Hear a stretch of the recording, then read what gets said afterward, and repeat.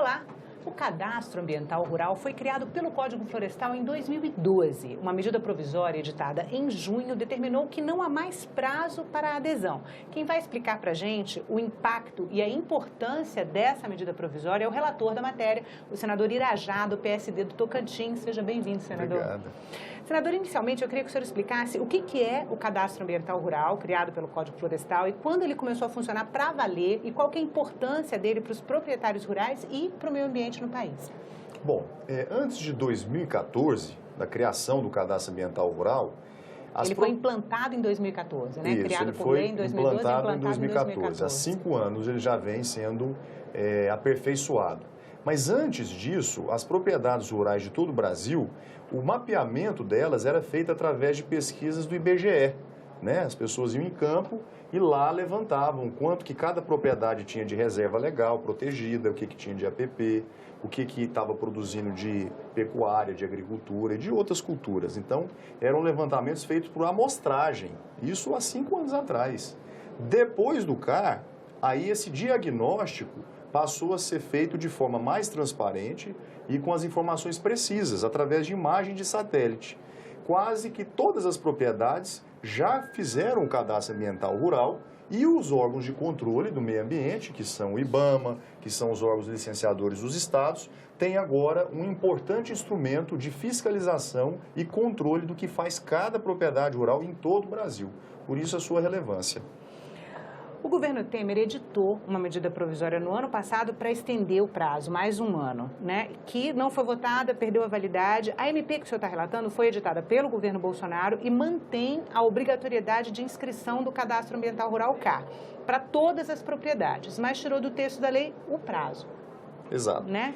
Que é a medida provisória mais curta que eu já vi. Ela suprime 1,5 linha do Código Florestal, só. Exatamente. Né? E qual que é o impacto? O que muda com a não exigência de prazo para adesão ao Cadastro Ambiental Rural? É importante que as pessoas que estão nos assistindo entendam que o CAR ele é equivalente ao imposto de renda que o cidadão declara todo ano. Lá você diz o que você ganha, o que você gasta e você tem que fazer todo ano. O CAR é quase igual, só que para a propriedade. O dono da propriedade tem que dizer o que tem de reserva, o que tem de APP, o que tem de produção de alimentos. Então, ele passa a ter essa obrigação. Esse é o objetivo da medida provisória. Ele torna permanente o CAR. Hoje, ele não é obrigatório. E, durante esses 5 anos, foi um bom teste se o CAR seria eficiente ou se não teria sentido cobrá-lo. E a gente percebeu, ao longo desses 5 anos, que ele formou um banco de dados com informações valiosas, informações com toda a transparência e fidedignas com a realidade do país e que passou, inclusive, a ser adotado pelos bancos. Tamanha a sua confiança dos dados e a precisão delas. Os bancos começaram a adotar o CAR como um planejamento econômico da fazenda, porque lá tem com precisão as informações e lá o banco pode dizer, não, aqui eu vou financiar para você plantar 100 hectares de soja, ou de arroz, ou de milho.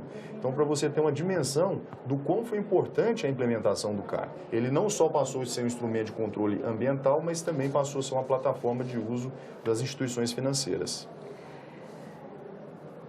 Mas o que muda com a não exigência para o prazo de adesão? O que a medida provisória mudou? A medida provisória, ela apenas torna obrigatória a realização do CAR. Mas ela não já era obrigatória antes, num determinado prazo? Não era obrigatória. Ela apenas abriu um prazo para que os produtores pudessem fazer o CAR, para que os órgãos ambientais recepcionassem esse pedido do CAR.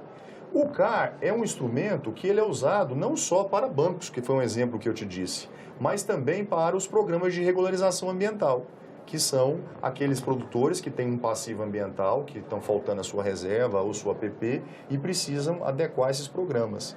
Então, ele passa a ter dezenas de utilidades, Pode ser também programas de incentivo social para a agricultura familiar. O CAR hoje ele tem uma relevância absoluta dentro das políticas públicas do governo federal. Ele tem essa relevância ambiental, tem a financeira para os bancos e tem até a social. Senador, e o senhor relatou a medida provisória. A medida provisória recebeu 35 emendas até agora, até a apresentação do relatório, Correto. Assim, como é que ficou o relatório, senhor? Então, por uma questão de acordo, a gente fez a opção de fazer um relatório enxuto. Até agradeci a compreensão de todos os parlamentares que apresentaram boas ideias, sugestões construtivas, mas para que ficasse uma proposta realmente eficiente, enxuta, eu acabei não acolhendo essas sugestões e mantendo na íntegra apenas a questão da obrigatoriedade sem prazo determinado para se declarar o cadastro ambiental rural. É importante também destacar que não há nenhum tipo de anistia no projeto. Muitos tinham essa preocupação ou temiam que isso pudesse ser uma oportunidade de poder perdoar dívidas de produtores ou de sanar pendências ambientais e absolutamente não existe essa previsão no projeto. Ele é bem objetivo e pragmático. Mas uma vez que não existe mais o prazo para adesão ao cadastro ambiental rural, o que vai estabelecer que aquela propriedade está irregular? A própria declaração do CAR tem como objetivo fazer esse raio-x da fazenda. Então, quando você declara, igual deu o exemplo do imposto de renda. Porque o CAR, então, é obrigatório e não tem prazo. Então, todo mundo tem que fazer de qualquer jeito. Todos passam a ter a obrigação de fazê-lo. Pequeno, médio e grande produtor. Todos, sem exceção. E agora não tem mais esse prazo. Eu tenho que fazer até o final do ano? Não, você tem que fazer.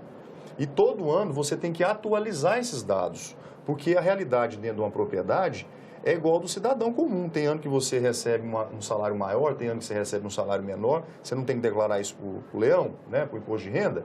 Então, no caso da propriedade, é a mesma coisa. Todo ano a vida de uma propriedade, ela muda.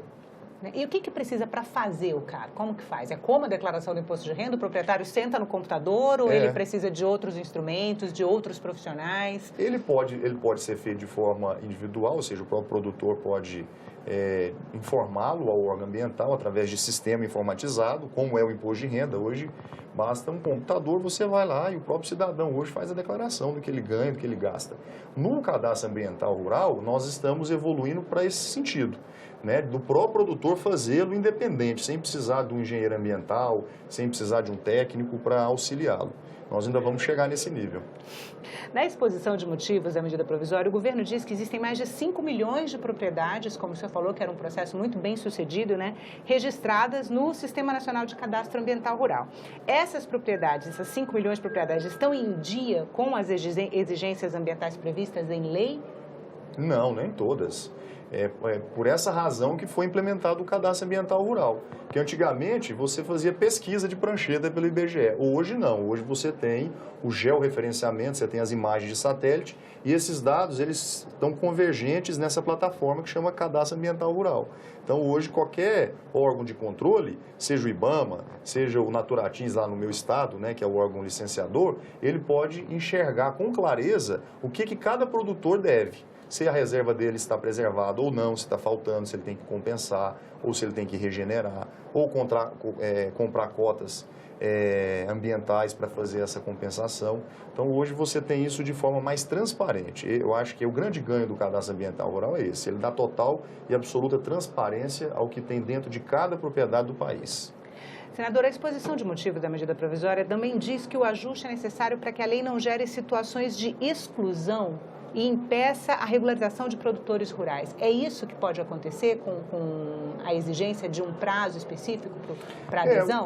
Como hoje tudo está convergindo em torno do cadastro ambiental rural, os bancos cobram, os órgãos ambientais, os programas de incentivo do governo federal, então isso é até que automático, né? Nem talvez precisaria que ele fosse sem prazo indefinido. Mas a gente colocou isso porque como já se passaram 5 anos e ele se tornou muito eficiente, então a gente quis que o produtor, aqueles que ainda não fizeram, são poucos que ainda não fizeram, passassem a adotá-lo, o CAR, até para ele ser contemplado em instituições financeiras e em outras políticas que o governo oferece. O senhor apresentou o relatório, ainda falta a votação. O senhor imagina que o senhor vai manter a exclusão de todas as emendas ou o senhor estuda ainda a possibilidade de alterar o relatório antes da votação? Pelo regimento, isso já não é mais possível. Eu fiz a leitura do parecer agora na sessão. Pelo prazo regimental foi pedido vista coletiva e amanhã a sessão foi suspensa e amanhã será retomada para que seja feita a votação nominal, provavelmente, ou por acordo pode ser simbólica. Senador, muito obrigada pela entrevista. Obrigado pela oportunidade. A gente conversou com o senador Irajá, do PSD do Tocantins, sobre a medida provisória que trata do cadastro ambiental rural. Se você quiser rever este programa, assistir a outros da TV Senado, vai no nosso site, é senado.leg.br/TV ou ao canal da TV Senado no YouTube. E se você quiser fazer uma crítica ou sugestão, liga pra gente. O telefone é 0800 61 22 11 e a ligação é gratuita. Obrigada pela atenção e até a próxima.